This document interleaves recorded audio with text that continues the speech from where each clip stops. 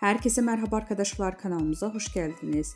Mert Ramazan Demir ve Afra Saraçoğlu bu hafta magazin dünyasında zirvede yerleşti.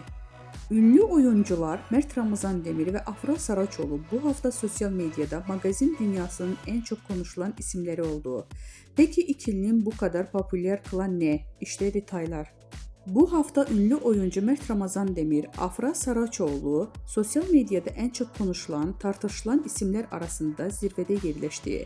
Hem kariyerlerinde hem de özel yaşamlarında dikkat çeken gelişmeler yaşayan Demir ve Saraçoğlu takipçiler ve magazin dünyasında merak içinde bırakmaya devam ediyor.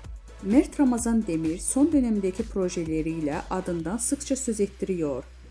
Genç oyuncu son olarak bir dizi projesinde başrollerini oynayarak büyük bir çıkış yakaladı.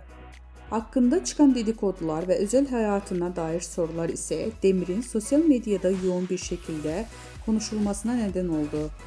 Öyle ki Demir'in hem sahnede performansı hem de gizemli özel hayatı hayranları tarafından büyük bir ilgiyle takip ediliyor.